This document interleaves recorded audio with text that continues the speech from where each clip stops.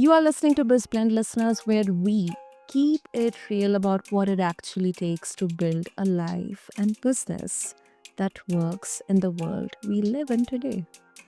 And as always, I'm your host Sana, and today we are talking about something that everyone posts about, but very few people honestly unpack. What's that? Success. What it costs, what it gives back, and how it keeps changing while you are in the middle of your life trying to hold everything together. Listeners, my guest, Keren Gonen, she grew up in Israel in a family where business was just part of the air she breathed. Moved to the US as a teenager right after the Gulf War, helped build a logistics company with her dad all over almost 2 decades, and then watched the chapter end.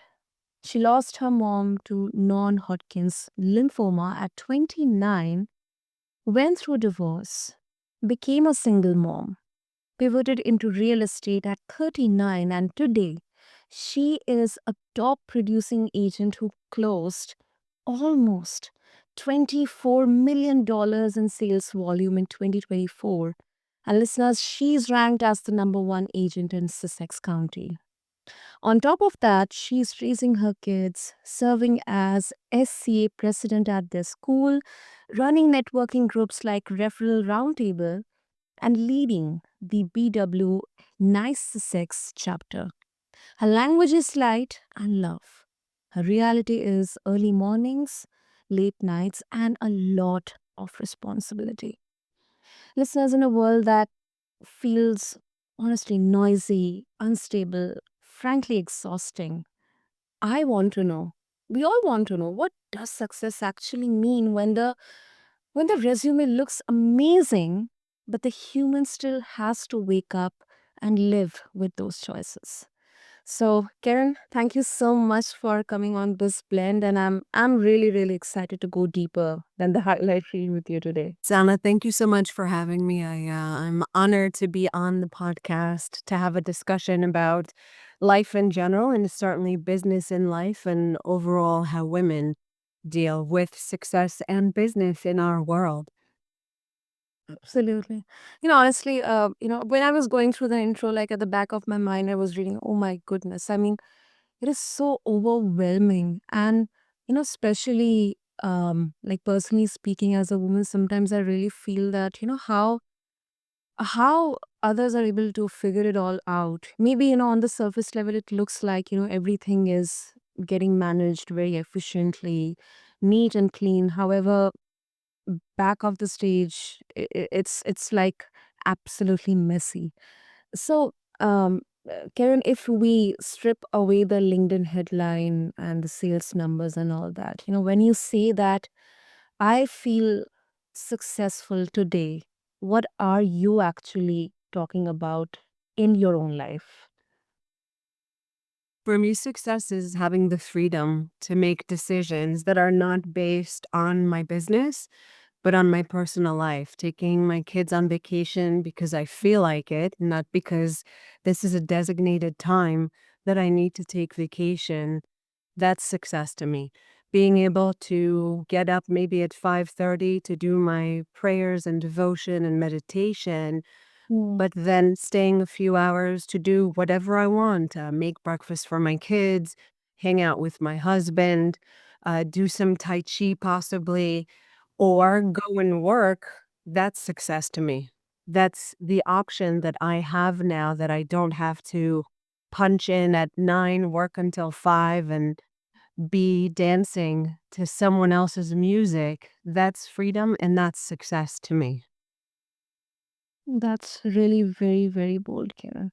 And I think it also breaks this misconception, especially around, because I still remember like this there has been this, a generational shift in terms of, especially this these two school of thoughts, that the 9 to 5 job and the entrepreneur or the founder, the hustle mode, the hustle culture, that when you um when you get to be an entrepreneur or you try to make something of your own, you get the freedom.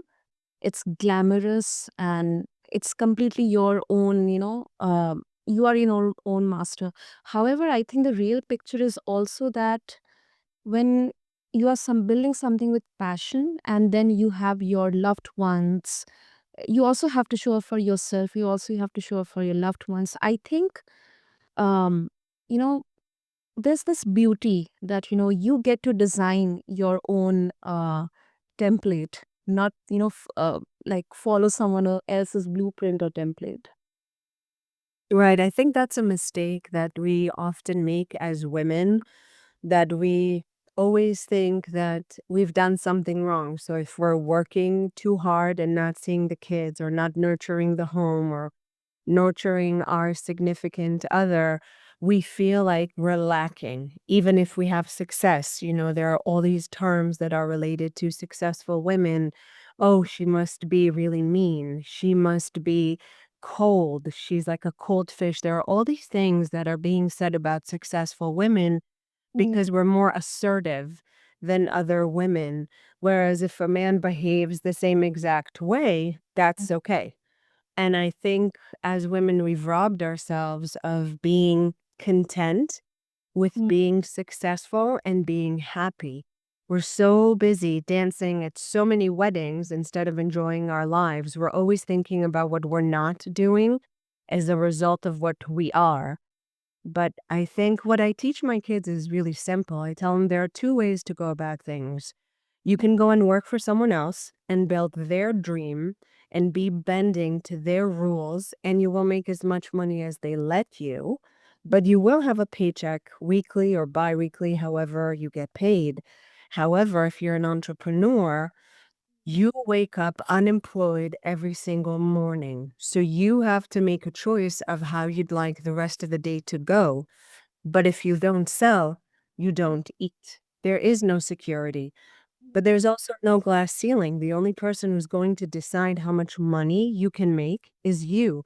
And there's real power in that, but it's also very scary. Yeah, exactly.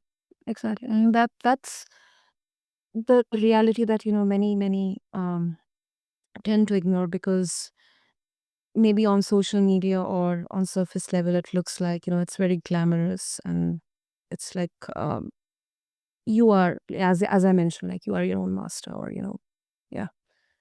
And um you have had chapters close hard, Karen, like a company shutting down, losing your mom, a marriage ending.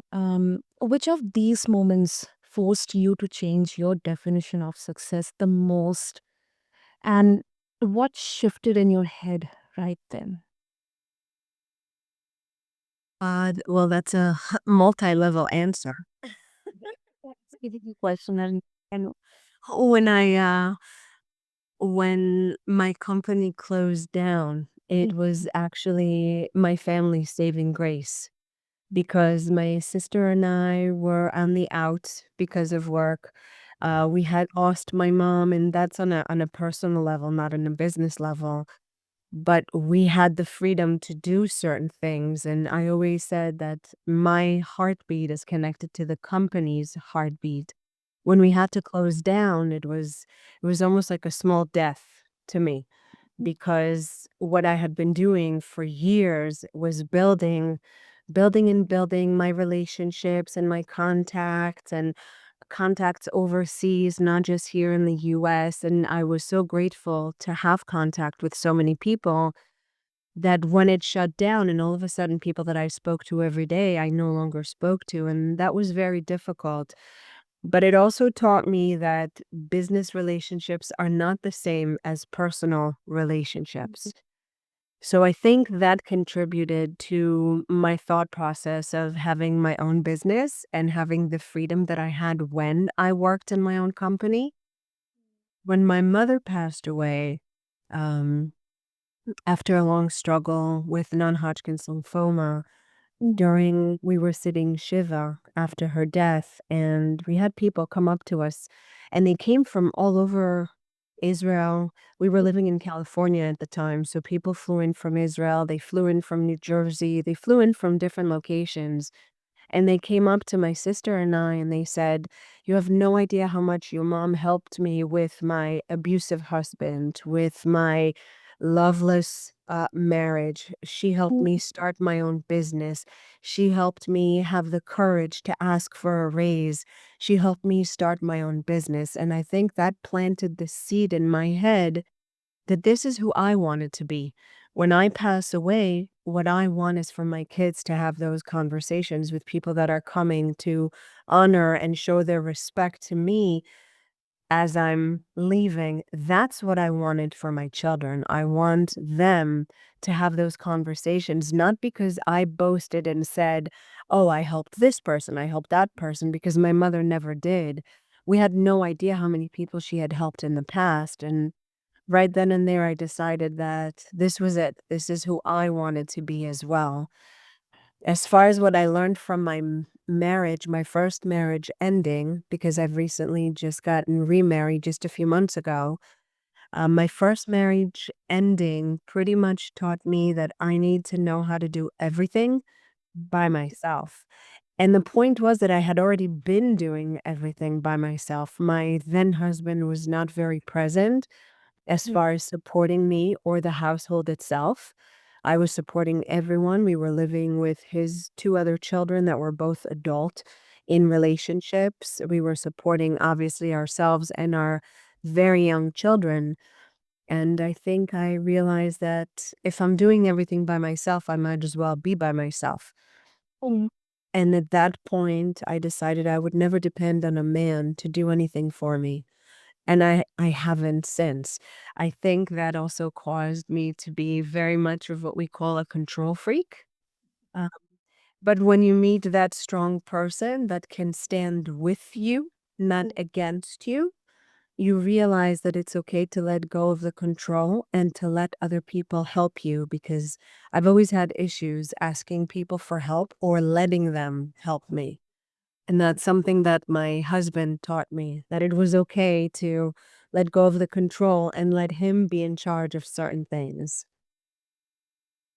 That's so, and really, really, it's really very profound because it actually unravels so many aspects here that you, and I think it also busts many misconceptions out there that um I mean, I don't know if it's right or wrong, but these, two once again schools of thoughts that, okay, especially for a woman, okay, I need no man to help me or support me. Um, but then at the same time, I think it's not about, you know, man or woman. Like as a partner, how can I not be the crutch or like this controlling one that if you do not agree with me, then we are not on the same page, then that partnership is not at all successful. There's no point. But I think it's more like, the yin and yang. Like, Wait. we may not agree. However, let's come on an alignment together. I think for those of us that have experienced letting go of the control and allowing someone else to do something for us, Mm. we really need to make that with the right person, Yeah. because when a woman gives control to someone else, she gives it with her whole heart. We often forget that we need to leave a little piece for ourselves so that we don't feel as if we are losing ourselves. But there's also a lot of strength in letting go of that control, because you now have more space on your plate Mm. to decide what you'd like to do, whether it is to take something else on, to go and help someone else, to invest in yourself. We're often taught that doing things for ourselves is selfish, Mm. and that's not the case. You cannot fill from an empty cup. Exactly. Exactly. Right. It's a very nuanced conversation, Karen. But I personally, this is also my belief that yes, this is something I've also learned through a lot of trials and tribulations that I shouldn't completely depend or blindly trust someone that whenever I'm in some kind of mess, there's this person to pull me out of there. I should know myself that what I can do, but yes, at the same time, I should also not hesitate to seek help or guidance or support for that. I agree. It was actually my husband that taught me that. I when I had first gotten into real estate, I was always helped in my office to do certain things, and I never let them do anything for me. And he's the one that said, "How do you expect them to let you help them if you don't let them do the same for you?" And he was right. Mm. And very interesting. I mean, this is also something that, personally I can so much relate with. A kind of a fear which runs at the back of, so many women's mind that, because you switched careers at 39, and especially for women, this is an age where usually there's a sinking feeling of, logged in or scared to start over, um, kind of coupled with, the social conditioning, or like a cultural, stereotypical thing. For you, was that pivot into real estate more about strategy or survival? I think for me, it was really a mix of both. Um, I got into real estate because my husband wanted to do a flip and no one was getting back to him. And then he suggested that I become an agent myself. It wasn't even something I ever thought of. I never crossed my mind to do something like that, even though I had always been in management and sales. It's just who I am as a person.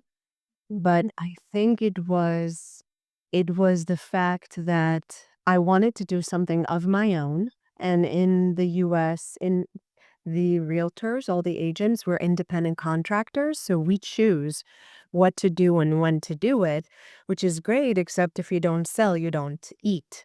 So it was survival, but it was so much more than that because I was looking for rebirth. I was looking to reinvent myself. And for me, age has always been just a number. It was never, okay, well, I'm this age now, so I can't do this. To me, it never mattered how old I was because of how I was raised. I was raised that I can do anything I put my mind to. It was never, you can do anything you want to at the age of 20 or 30 or 40. There was never any of that. It was always, you can do whatever you want. And as long as you decide to be successful, you will be. That's really powerful, really powerful. And I actually missed that thing, when you were sharing that particular pivotal moment, when you actually got to know from people coming from Israel or New Jersey, you were talking about your mother, that, how much she actually helped in different situations, whether it's work related or it's personal life. And actually, that sparked that interest. I think it's such a beautiful moment that, sometimes we actually um, get inspiration from the most unknown places, or maybe from our parents, from our friends or loved ones. So I think that is something that also like would personally stick with me for such a long time. Yeah, I think so too. I think we need to remember that there's a purpose no matter what we're meant to do.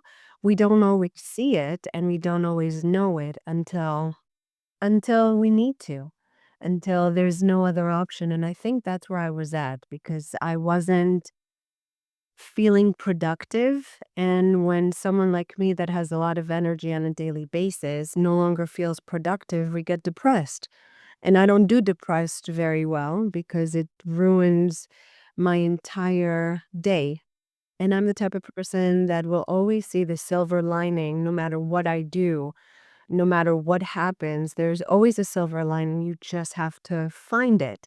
And I think once you shift your focus, you are no longer a victim. Everyone, or I should say, a lot of people have a victim mentality of this happened to me, this person did this to me, that person did that to me. There's a lack of accountability for things that happen to us. And there's also a victim mentality instead of saying, okay, this person did this. However, this is what I learned from the experience. So it's not a failure. It's not someone did something to you. It's something happened. And the only thing we can control is our reaction. So choose how you want to react because it's already happened. We can't change what that person did, but we can control how we react to it and whether or not we want to react with strength, with positivity, or do we get depressed and go down the tubes with our productivity because that person did it to us. Mm, absolutely. Absolutely. And before we wrap up, Karen, I think this is such a beautiful, you know, I think it's such a beautiful vision. You talk about wanting to be a source of light and love in a world that often feels dark. Um, it's a beautiful mission, but then also it's a heavy one. Um, what does that actually look like on days, when you yourself, you do not feel very light or loving yourself? How do you like regain back that strength? I'm going to be very corny right now. Sorry. And I'm going to say that when something like that happens, and it does happen, especially in today's world with the state of the world and politics and religion and all this other stuff that I try to put in a little box and put it in the back of my mind and ignore it. Mm, I think for me, if it's summertime or if the temperature's warm enough, all I do is I'll go outside. I'll stick my hands or my feet in dirt just mhm. to be reminded of how small I am and how big everything else is.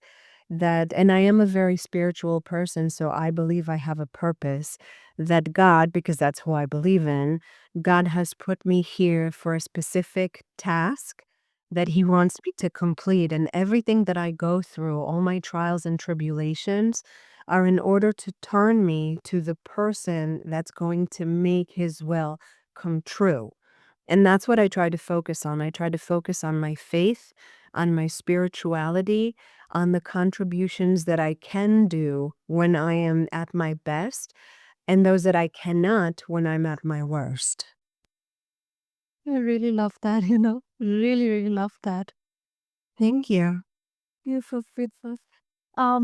Wish we could have go on and on, but Karen, before we wrap up, if listeners they would like to connect with you and explore more about your work and would also like to share their thoughts about this conversation with you, what would be the easiest way?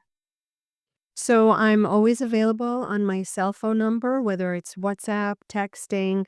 That number is 551-262-4062. I'm also available on the various social media platforms on Facebook and Instagram. My handle on Instagram is Keren Gonen Real Estate Broker. And on Facebook, my professional page is Keren Gonen Real Estate. Wonderful. Listeners, I always do that and I'll do this time as well. So just hover over to the show notes along with this episode to connect with Karen and check out her work, connect with her on the social media platforms. And I think if you are listening and your life does not look like the success you see online, it does not mean you are behind. It might just mean you are in the middle of your next chapter. Your definition of success is allowed to change, and so are you. So, Karen, thank you so much for being real candid with us today. And I mean, this has been such an enriching conversation. Thank you. My pleasure, Sana. Thank you so much for having me, and I look forward to the next time. Absolutely. And to all our BizBlend fam, if this conversation landed for you, share it with one person who needs a reminder that success is not a straight line. Hit follow, drop a review, and keep building a business and life that actually feels like yours. I'm Sana, and this is BizBlend. I'll see you in the next episode. Thank you.